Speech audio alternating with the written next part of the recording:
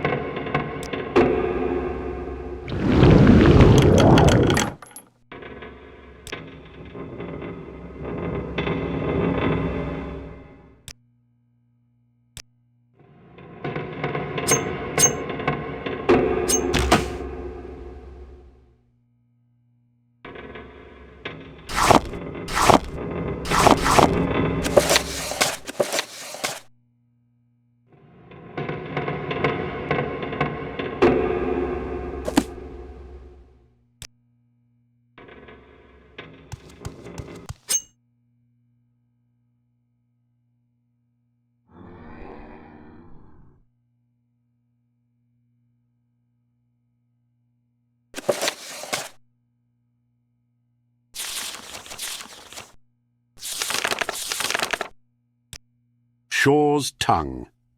The first song of King Wulfharth is ancient, circa 1E 500. After the defeat of the Alessian army at Glenumbria Moors, where King Hogue Merkiller was slain, Wulfharth of Atmora was elected by the Pact of Chieftains. His Thu'um was so powerful that he could not verbally swear into the office, and scribes were used to draw up his oaths. Immediately thereafter, the scribes wrote down the first new law of his reign, a fiery reinstatement of the traditional Nordic pantheon. The edicts were outlawed, their priests put to the stake, and their halls set ablaze. The shadow of King Borgus had ended for a span. For his zealotry, King Wulfharth was called Shaw's Tongue, and Ismir, Dragon of the North, Kine's son. The second song of King Wulfharth glorifies his deeds in the eyes of the old gods. He fights the eastern orcs and shouts their chief into hell. He rebuilds the 418th step of High Hrothgar, which had been damaged by a dragon. When he swallowed a thundercloud to keep his army from catching cold, the Nords called him the Breath of Kine. Old Knocker. The third song of King Wulfharth tells of his death. Orki, an enemy god, had always tried to ruin the Nords, even in Atmora, where he stole their years away. Seeing the strength of King Wulfharth, Orki summoned the ghost of Alduin Time-Eater again. Nearly every Nord was eaten down to 6 years old. Boy Wulfharth pleaded to Shor, the dead chieftain of the gods, to help his people. Shor's own ghost then fought the Time-Eater on the spirit plane, as he did at the beginning of time, and he won, and Orki's folk, the Orcs, were ruined. As Boy Wulfharth watched the battle in the sky, he learned a new Thum, what happens when you shake the dragon just so. He used this new magic to change his people back to normal. In his haste to save so many, though, he shook too many years out on himself. He grew older than the greybeards, and died. The flames of his pyre were said to have reached the hearth of Kine itself. The Ash King. The fourth song of King Wulfharth tells of his rebirth. The dwarves and devils of the eastern kingdoms had started to fight again, and the Nords hoped they might reclaim their ancient holdings there because of it. They planned an attack, but then gave up, knowing that they had no strong king to lead them.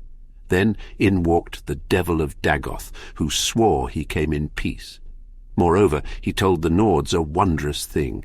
He knew where the heart of Shor was. Long ago, the chief of the gods had been killed by elven giants, and they ripped out Shor's heart and used it as a standard to strike fear into the Nords. This worked until Isgramor shouted some sense, and the Nords fought back again. Knowing that they were going to lose eventually, the elven giants hid the heart of Shor so that the Nords might never have their god back. But here was the Devil of Dagoth with good news. The dwarves and devils of the Eastern Kingdom had his heart, and this was the reason for their recent unrest. The Nords asked the Devil of Dagoth why he might betray his countrymen so, and he said that the devils have betrayed each other since the beginning of time, and this was so, and so the Nords believed him. The tongues sung Shor's ghost into the world again. Shor gathered an army as he did of old, and then he sucked in the long-strewn ashes of King Wulfharth and remade him, for he needed a good general.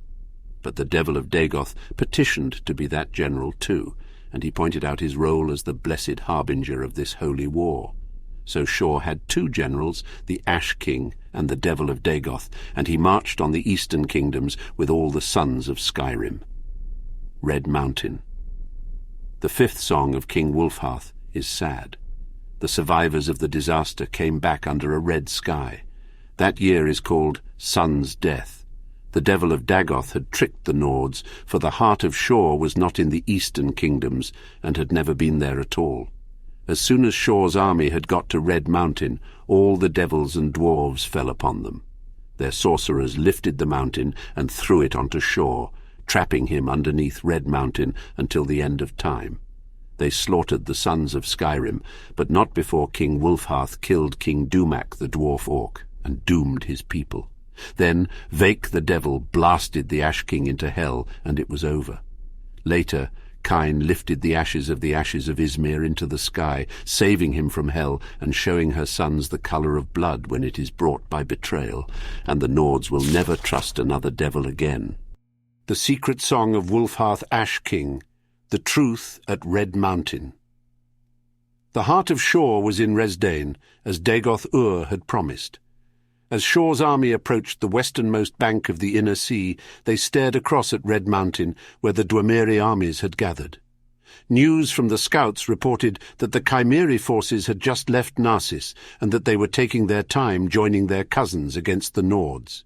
Dagoth-Ur said that the tribunal had betrayed their king's trust, that they sent Dagoth-Ur to Lorkhan, for that is what they called Shor in Resdain, so that the god might wreak vengeance on the dwarves for their hubris, that Nerevar's peace with the Dwemer would be the ruin of the Velothi way. This was the reason for the slow muster, Dagoth-Ur said.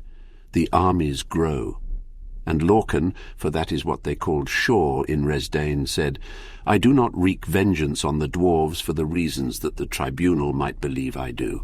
Nevertheless, it is true that they will die by my hand, and any whoever should side with them. This Nerevar is the son of Boethia, one of the strongest Padomaics. He is a hero to his people despite his tribunal, and he shall muster enough that this battle will be harder going still. We will need more than what we have. And so Dagoth-ur, who wanted the dwarves as dead as the tribunal did, went to Kogoran and summoned his house Chapthil, his Nixhounds, his wizards, archers, his stolen men of brass. And the Ash King, Wulfharth, hoary Ysmir, went and made peace with the orcs in spite of his Nordic blood, and they brought many warriors, but no wizards at all. Many Nords could not bring themselves to ally with their traditional enemies, even in the face of Red Mountain. They were close to desertion. Then Wulfharth said, Don't you see where you really are? Don't you know who Shor really is? Don't you know what this war is? And they looked from the king to the god to the devils and orcs, and some knew, really knew, and they are the ones that stayed. The doom drum. Nerevar carried keening, a dagger made of the sound of the shadow of the moons. His champions were Dumak Dwarf King, who carried a hammer of divine mass, and Alandro Sul, who was the immortal son of Azura and wore the wraith mail. They met Lorcan at the last battle of Red Mountain. Lorcan had his heart again, but he had long been from it, and he needed time. Wulfharth met Sul, but could not strike him, and he fell from grievous wounds, but not before shouting, Sul blind. Dagoth-ur met Dumak and slew him, but not before Sunda struck his lord's heart. Nerevar turned away from Lorcan and struck down Dagoth-ur in rage, but he took a mortal wound from Lorcan in turn. But Nerevar feigned the death that was coming early, and so struck Lorcan with surprise on his side. The heart had been made solid by Sunda's tuning blow, and keening could now cut it out. And it was cut out, and Lorcan was defeated, and the whole ordeal was thought over.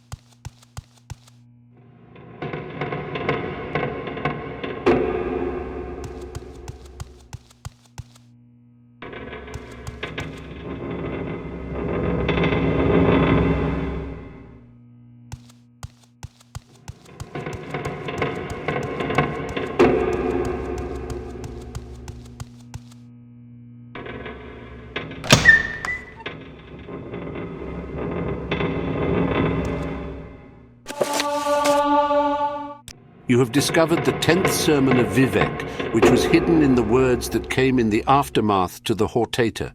The evoker shall raise his left hand empty and open to indicate he needs no weapons of his own. The coming forth is always hidden, so the evoker is always invisible, or better, in the skin of his enemies. The eyelid of the kingdom shall fill 36 folios, but the eye shall read the world. By this, the Hortator needs me to understand. The sword is an impatient signature. Write no contracts on the dead. Vivek says unto the Hortator, remember the words of Boethia. We pledge ourselves to you, the frame-maker, the scarab, a world for us to love you in, a cloak of dirt to cherish, betrayed by your ancestors when you were not even looking. Hoary Magnus and his ventured opinions cannot sway the understated, a trick worthy of the always satisfied. A short season of towers, a run-down absolution, and what is this but fire under your eyelid? Shift ye in your skin, I say to the Trinimic eaters. Pitch your voices into the colour of bruise.